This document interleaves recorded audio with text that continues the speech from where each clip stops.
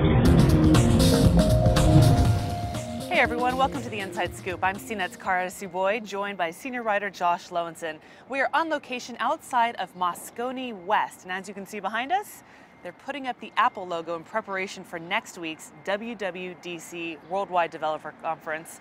Josh, a little preview of what's to come next week. Yeah, you know, the big deal is iOS and Mac OS 10.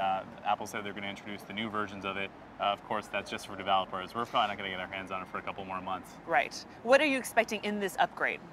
You know, for iOS, there's been a lot of talk about a redesign, maybe something that looks a little bit more flat. iOS has basically had the same look since it came out in 2007 with the iPhone. So it's kind of overdue, especially in terms of what some competitors like Microsoft and Google are doing.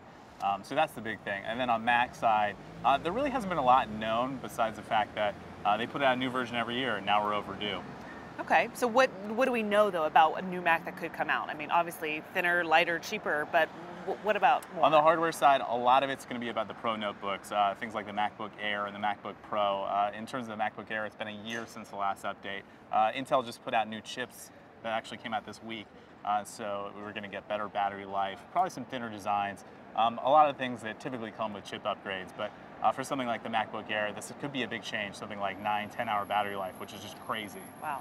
Any other hardware update or hardware announcements we're expecting? Absolutely. I think we're going to see some stuff on the wireless side, so routers, probably move to the speedier 802.11.AC, which is, you know, faster than N, and a lot of other PC makers are moving to that. I think we can also maybe expect a new Mac Pro. This is Apple's desktop tower, and a lot of the rumors have been pointing to something that looks a little bit more like a beefed up Mac Mini. So that could be really cool. I mean, it's hard because that's always been Apple's most expensive and expandable computer, and it might just be something that you can't actually change anything on it, which is kind of crazy.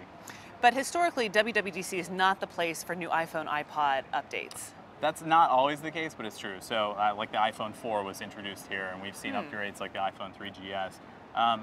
Those kind of products are so big now that they do kind of warrant their own events, a lot of times just to explain features. So I wouldn't expect to see either here, but you never know. And what about a watch? We've talked about this for months. Are we going to see it? I don't think we're going to see a watch at this thing, and we're not going to see a television. Things like that are, again, worthy of their own things. I don't know. You never know, but I don't think we're going to see that or any sort of new TV stuff.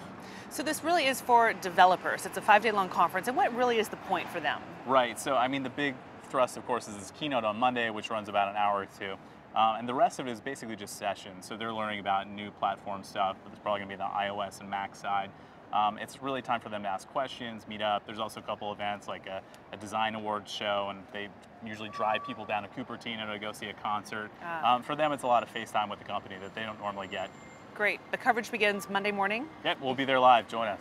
Awesome. Thank you so much, senior writer Josh Lowensohn. I'm Tsuboi. Hope you tune into WWDC coverage starting Monday, June 10th. Thanks so much. Thanks for watching the Inside Scoop.